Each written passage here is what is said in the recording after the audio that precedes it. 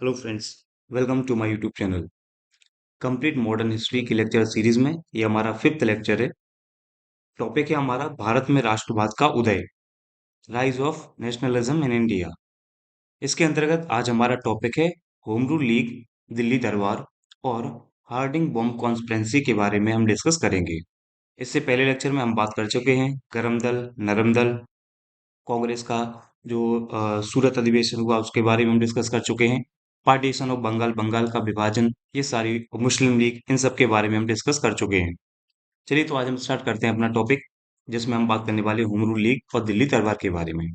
देखिए, home Rule league को समझने से पहले आपको समझना होगा Morley Minto reform 1909। Morley Minto सुधार अधिनियम आया था 1909 में। सबसे पहले हम बात करेंगे इसके बारे में। देखिए friends, in 1905 Lord Minto appointed viceroy of India. 1905 में जब बंगाल विभाजन हुआ, तो बंगाल विभाजन के बाद जो भारत का अगला वायसराय बना उसका नाम है लॉर्ड मिंटो। किसके स्थान पर आया था ये? करजन। तो जिस समय बंगाल का पार्टीशन हुआ उस समय भारत का वायसराय कौन था? करजन। और करजन के बाद जो वायसराय बना वो था लॉर्ड मिंटो। इसी समय इंडिया सेक्रेटरी बना, भारत सचिव बना जॉन मार्ले, इसलिए इसको बोलते हैं मार्ले मिंटो सुधार रिफॉर्म। कई बार पूछा जाता है कि इस एक्ट में सेक्रेटरी कौन था, तो ध्यान रखना सेक्रेटरी है मार्ले और वायसराय है मिंटो। इसी को हम भारत परिषद अधिनियम के नाम से भी जानते हैं, इंडियन काउंसिल एक्ट 1909 भी कहते हैं। चूंकि मार्ले मिंटो इस समय वायसराय और सचिव थे, इसलिए इसको मार्ले मिंटो रिफॉर्म के नाम से भी जानते हैं, क्योंकि इसके अंतर्गत जो सुधार है, जो रिफॉर्म है, वो लाने का काम इन्हीं दोनों व्यक्तियों ने किया था। अब ये मार्ले मिंटो रिफॉर्म है क्या? इसमें सेपरेट इलेक्टोरेट फॉर मुस्लिम, मुस्लिमों के लिए पृथक निर्वाचन की व्यवस्था की गई। और हम सब जानते हैं ये जो मुसलमानों के लिए पृथक निर्वाचन की व्यवस्था की गई, ये सांप्रदायिक प्रतिनिधित्व प्रणाली के तहत की गई, under the system of communal representation. मतलब जहां पर वोट देने वाले और कैंडिडेट दोनों ही मुस्लिम ही होंगे। ये मार्ले मिंटो रिफॉर्म के अंतर्गत किया गया सेपरेट इलेक्टोरेट सिस्टम था। इसी पर गांधी जी ने कमेंट किया है, गांधी जी ने कहा है कि मार्ले मिंटो रिफॉर्म्स, जिसको हम इंडियन काउंसिल एक्ट 1909 के नाम से भी जानते हैं, डिस्ट्रॉयड अस। मार्ले मिंटो सुधार ने हमारा सर्वनाश कर दिया।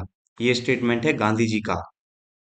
मिंटो कहता है, मिंटो का जो स्टेटमेंट है कहता है कि याद रखना, पृथक निर्वाचन क्षेत्र बनाकर हम ऐसे घातक बीज बो रहे हैं जिसकी फसल बहुत कड़वी होगी। ये स्टेटमेंट किसने दिया है? मार्ले ने, उसको मिंटो ने। तो हमने देखा कि मिंटो ने क्या कहा है और गांधी जी ने क्या कहा है, और मार्ले मिंटो रिफॉर्म है क्या। चलिए नेक्स्ट हम बात करते हैं अब इससे बनने वाले क्वेश्चन। पहला क्वेश्चन क्या है कि जो मार्ले मिंटो रिफॉर्म है किस वर्ष पारित किया गया? तो हम सब जानते हैं ये 1909 में जो है पारित किया गया, 1909 में इसको पास किया गया। नेक्स्ट, 1909 के इंडियन काउंसिल एक्ट में किस बात की व्यवस्था की गई?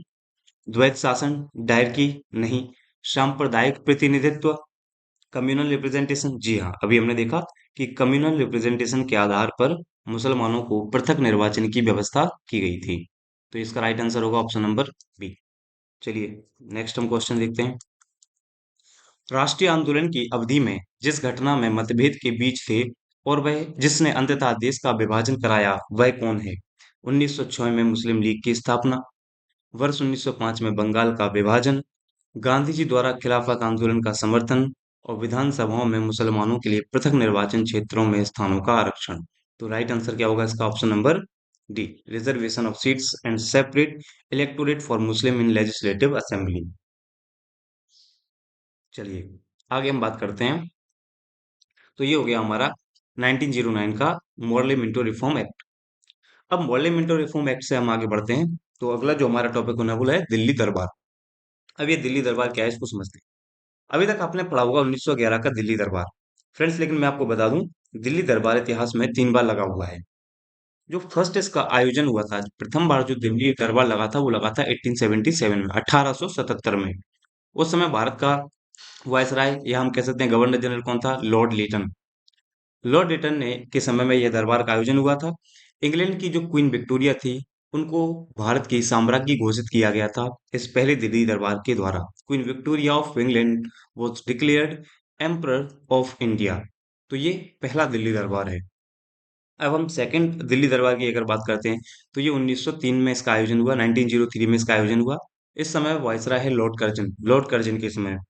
इसमें इंग्लैंड के एडवर्ड सेवेंथ जो सप्तम थे, उनका राज्यारोहण हुआ था। ठीक। और लॉर्ड कर्जन ने पहली बार तार के द्वारा इसमें भाषण दिया था। Lord Curzon delivers Telegram speech for first time. तो ये सेकंड दिल्ली दरबार है। और थर्ड, जिसको हम बहुत अच्छे से जानते हैं, जो 1911 में हुआ, लॉर्ड हार्डिंग सेकंड के समय में, जिसमें जॉर्ज पंचम और रानी मैरी का आगमन हुआ था। इसमें जो कार्य हुए थे वो क्या क्या थे, वैसे हम इनको डिस्कस कर चुके हैं पार्टीशन ऑफ बंगाल में। इसमें हुआ partition of Bengal has been cancelled, Bengal विभाजन को रद्द किया गया। कैपिटल ट्रांसफर हुआ था कलकत्ता टू दिल्ली 1912 1912 में। और असम सिलहट का गठन किया गया था, फॉर्मेशन ऑफ असम। तो ये दिल्ली दरबार इतिहास में जो 3 बार आयोजित हुए हैं, उनके बारे में हमने डिस्कस किया।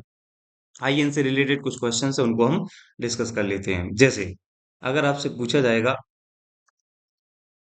ब्रिटिश काल में दिल्ली के पहले भारत की राजधानी कहाँ थी, तो हमने कहा पहले राजधानी कहाँ थी हमारी, कलकत्ता। कलकत्ता से हमने कहाँ पर ट्रांसफर किया था राजधानी को, दिल्ली, 1912 में।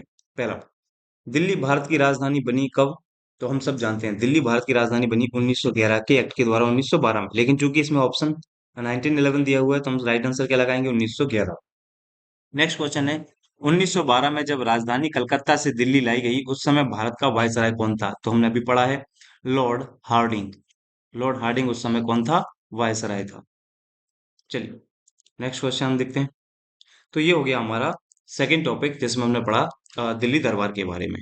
चलिए अब हम बात करते हैं दिल्ली कॉन्स्पिरेसी या हार्डिंग बॉम्ब केस के बारे में। फ्रेंड्स, यहाँ से भी एग्जाम में क्वेश्चंस पूछे जाते रहे। ये जब 1911 के बाद दिसंबर 1912 में जब ट्रांसफर होना था कैपिटल का, तो Hardinge second going to capital transfer ceremony. Hardinge द्वितीय जो था, वो राजधानी स्थानांतरण समारोह में जा रहा था। इसी दौरान इस पर बॉम्ब फेंका गया, जिसको हम दिल्ली षड्यंत्र या हार्डिंग बम केस के नाम से जानते हैं। इसमें 13 पीपल जो है वो कस्टडी में लिए गए थे, हिरासत में लिए गए थे, जिनमें मुख्य हैं अमीर चंद्र, दीनानाथ, बाल मुकुंद, अवध बिहारी और बसंत कुमार विश्वास। 13 में से आपको इन 4 से 5 लोगों के नाम याद जरूर रखने हैं। कौन कौन है, अमीर चंद्र हैं, दीनानाथ हैं, बाल मुकुंद हैं, अवध बिहारी और बसंत कुमार विश्वास। इनमें जो अमीर चंद है, he was accused of throwing a bomb on Lord Hardinge second and was sentence to death. ये भी एक्यूज्ड पाए गए, ये भी दोषी पाए गए। इन पर सजा लागू हुई और इन्हें मृत्यु दंड की सजा दी गई, यानी फांसी की सजा दे दी गई अमीर चंद को। इनमें आपको याद रखना है दीनानाथ के बारे में। दीनानाथ जो है वो गवर्नमेंट विटनेस बना, सरकारी गवाह बन गया था दीनानाथ। और जो रास बिहारी बोस हैं, वो इस घटना के बाद कहाँ चले जाते हैं, जापान चले जाते हैं। तो दिल्ली कॉन्स्पिरेसी में आपको केवल यही सारे पॉइंट्स याद रखने हैं।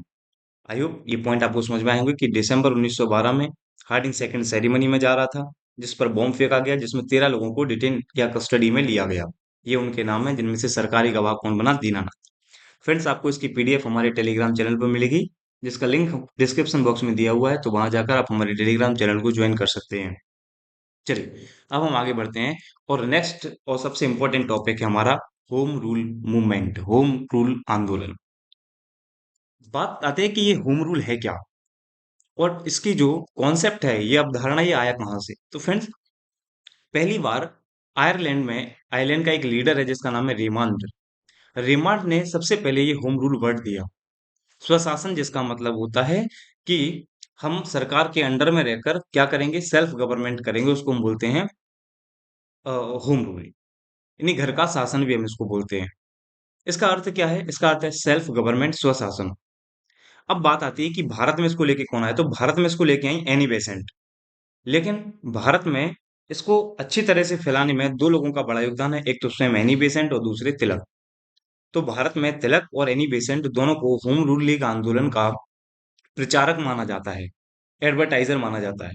अब आप देखेंगे तिलक की होम रूल लीग और एनी बेसेंट की होम रूल लीग, थोड़ा इसको आप समझने का प्रयास करिएगा। तिलक की जो होम रूल लीग की स्थापना हुई 28 अप्रैल 1916 में हुई, पूना में। तो तिलक ने अपनी होम रूल लीग का स्थापना कहाँ किया, पूना में, और अप्रैल 1916 में इन्होंने स्थापना की। जबकि एनी बेसेंट ने सितंबर 1916 में, अप्रैल 1916 तिलक, सितंबर 1916 एनी बेसेंट, यानी पहले किसका होम रूल लीग का गठन हुआ, तो हम बताएंगे तिलक का। क्लियर है। लेकिन इंडिया में लेके कौन आया? तो एनी बेसेंट लेके आई। एनी बेसेंट ने स्थापना की मद्रास या अडयार में। तो तिलक ने पूना में, एनी बेसेंट ने मद्रास में। तिलक ने अप्रैल 1916 में, एनी बेसेंट ने सितंबर 1916 में। अब देखिए तिलक का क्षेत्र मैं आपको बता दूं, तो तिलक के क्षेत्र में आप देखोगे कर्नाटका, महाराष्ट्र, मध्य प्रांत और बरार, ये सारे एरिया आते थे तिलक के अंडर में। और जो एनी बेसेंट है उनके में, अगर ये तिलक के आप एरिया छोड़ दो, तो पूरा जो इंडिया है उसको कवर करती हैं एनी बेसेंट। यानी all, most of all India except the areas of Tilak. तो तिलक के क्षेत्रों को अगर आप छोड़ दें तो सारे एरिया को कवर करती हैं एनी बेसेंट। क्लियर है। अब जो तिलक का होम रूल लीग था उसका अध्यक्ष कौन था? Joseph Baptista. देखिए तिलक है फाउंडर, इसका प्रेसिडेंट अध्यक्ष कौन है? Joseph Baptista. और सेक्रेटरी कौन है? एनसी केलकर। जबकि अगर आप एनी बेसेंट के होम रूल लीग की बात करेंगे तो फाउंडर और प्रेसिडेंट दोनों एनी बेसेंट हैं। सेक्रेटरी है जॉर्ज अरुंडेल। तो ये नाम आपको याद रखने हैं, George Arundale the secretary of Annie Besant home Rule league, and secretary of Tilak home Rule league NC Kelkar. वो अध्यक्ष कौन है? Joseph Baptista. अब देखिए तिलक ने अपने होम रूल लीग का जो एडवर्टाइजमेंट है, जो प्रचार प्रसार है, वो दो न्यूज़पेपर के माध्यम से, मैगजीन के माध्यम से किया, जिनका नाम है मराठा और केसरी। फ्रेंड्स, मराठा था वो अंग्रेजी भाषा में था और केसरी मराठी भाषा में था, कंफ्यूज मत होइएगा। मराठा अंग्रेजी भाषा में है और केसरी मराठी भाषा में है। जबकि एनी बेसेंट ने अपना प्रचार प्रसार किया कॉमन बिल और न्यू इंडिया नाम के मैगजीन के आधार पर। तो एनी बेसेंट प्रचार करते हैं कॉमनवेल्थ और न्यू इंडिया से, वहीं तिलक प्रचार करते हैं मराठा और केसरी से। ये सारे इफेक्ट आपको याद रखने हैं होम रूल लीग के बारे में। आइए आगे बात करते हैं होम रूल लीग में। यहाँ पर एक नोटेबल पॉइंट क्या है कि जो गोपाल कृष्ण गोखले थे, इनका एक सोसाइटी, एक इंस्टीट्यूशन है जिसका नाम है सर्वेंट ऑफ इंडिया सोसाइटी।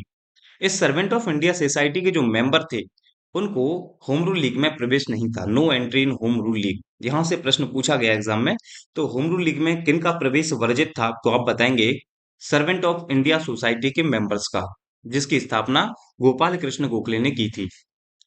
अब होम रूल लीग के बारे में और नोटेबल पॉइंट क्या है कि इसकी अमेरिका में स्थापना की लाला लाजपत राय ने 1915 में, यानी भारत के बाहर भी होम रूल लीग की स्थापना की गई है। और लंदन में इसकी स्थापना की सेक्रेटरी डी ग्राहम पोल ने 1912 में। तो लंदन में डी ग्राहम पोल और अमेरिका में लाला लाजपत राय 1915। अब प्रश्न आता है कि जो होम रूल मूवमेंट है, इसका कारण क्या रहा, क्यों ये होम रूल मूवमेंट आया? तो देखिए